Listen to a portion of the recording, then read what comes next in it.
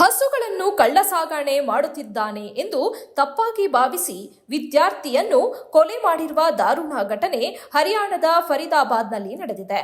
12ನೇ ತರಗತಿ ವಿದ್ಯಾರ್ಥಿಯನ್ನು ದನ ಕಳ್ಳಸಾಗಣೆದಾರನೆಂದು ತಪ್ಪಾಗಿ ಭಾವಿಸಿ ಗೋರಕ್ಷಕರು ಕಾರಿನಲ್ಲಿ ಹಿಂಬಾಲಿಸಿ ಕೊಂದಿದ್ದಾರೆ.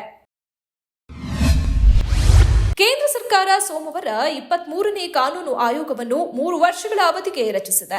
ಸುಪ್ರೀಂ ಕೋರ್ಟ್ ಮತ್ತು ಹೈಕೋರ್ಟ್ಗಳಲ್ಲಿ ಸೇವೆ ಸಲ್ಲಿಸುತ್ತಿರುವ ನ್ಯಾಯಾಧೀಶರು ಇದರ ಅಧ್ಯಕ್ಷರು ಮತ್ತು ಸದಸ್ಯರಾಗಿರುತ್ತಾರೆ ಎಂದು ಸರ್ಕಾರ ಅಧಿಸೂಚನೆ ಹೊರಡಿಸಿದೆ. 22ನೇ ಕಾನೂನು ಸಮಿತಿಯ ಅವಧಿ ಆಗಸ್ಟ್ 21ರಂದು ಕೊನೆಗೊಂಡಿತು. 62 ವರ್ಷ ವಯಸ್ಸಿನ ಆಡಿ ಕಾರ್ಯನಿರ್ವಾಹಕ ಮತ್ತು ಭಾವೋದ್ರಿಕ್ತ ಪರ್ವತಾರೋಹಿ ಫ್ಯಾಬ್ರಿಜಿಯೋ ಲಾಂಗೋ ಇಟಾಲಿಯನ್ ಸ್ವಿಸ್ ಗಡಿಯ ಸಮೀಪವಿರುವ ಆಡಮೇಲೋ ಪರ್ವತದಲ್ಲಿ ಸಿಮಾಪೇಯರ್ ಅನ್ನು ಆರೋಹಣ ಮಾಡುವಾಗ 10,000 ಅಡಿ ಎತ್ತರದಿಂದ ಬಿದ್ದು ಸಾವನ್ನಪ್ಪಿದ್ದಾರೆ. ಆಡಿಯ ಇಟಲಿ ಮೂಲದ ಕಾರ್ಯಾಚರಣೆಗಳ ನೇತೃತ್ವ ವಹಿಸಿದ್ದ ಶ್ರೀ ಲಾಂಗೋ ಅವರು ಅಪಘಾತ ಸಂಭವಿಸಿದಾಗ ಶಿಖರದ ಸಮೀಪದಲ್ಲಿದ್ದರು.